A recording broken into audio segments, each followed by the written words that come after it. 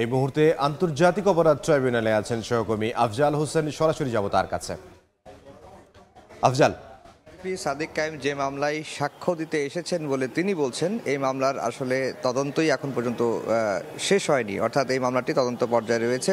হয়তো তিনি তদন্ত কর্মকর্তার কাছে জবানবন্দি দিতে বা এই মামলার সংশ্লিষ্ট যে প্রসিকিউটর রয়েছেন তার আহ্বানে তিনি ট্রাইব্যুনালে এসেছেন।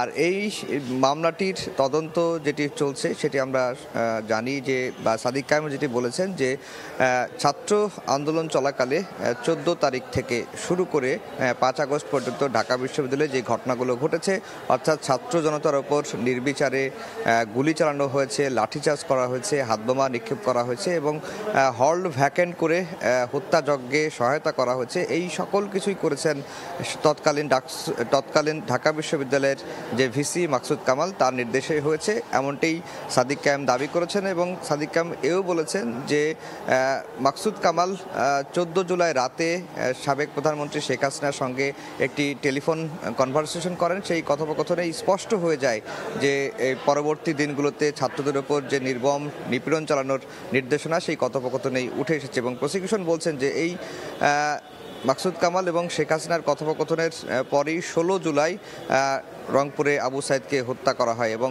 সেই কথোপকথনগুলো আমরা অনেকেই শুনেছি। ট্রাইব্যুনালে যেটি সাক্ষ্য হিসেবে এরই মধ্যে শেখ হাসিনার মামলায় উপস্থাপন করা হয়েছে এবং এক পর্যায়ে শেখ হাসিনা যেটি বলেছিলেন যে ওই কথোপকথনে যে যারা আন্দোলন করছেন তারা রাজাকারের বাচ্চা, রাজাকারদের যেভাবে ফাঁসি দেওয়া হচ্ছে পরিস্থিতি স্বাভাবিক হলে তাদেরকেও ঠিক একইভাবে ফাঁসি দেওয়া হবে। এবং মাকসুদ কামালও বলেছিলেন যারা এই আন্দোলন করছে তাদের পরিস্থিতিটা স্বাভাবিক হলে আন্দোলনকারীদের বিরুদ্ধে কঠোর ব্যবস্থা নেওয়া হবে, ঢাকা বিশ্ববিদ্যালয় থেকে বের করে দেওয়া হবে।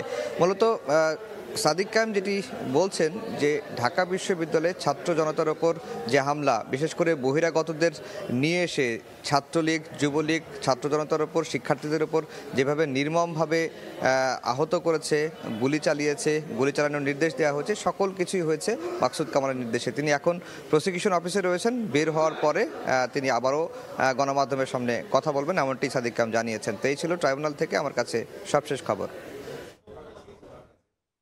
আন্তর্জাতিক অপরাধ ট্রাইব্যুনালের সামনে থেকে সহকর্মী আফজাল হোসেন।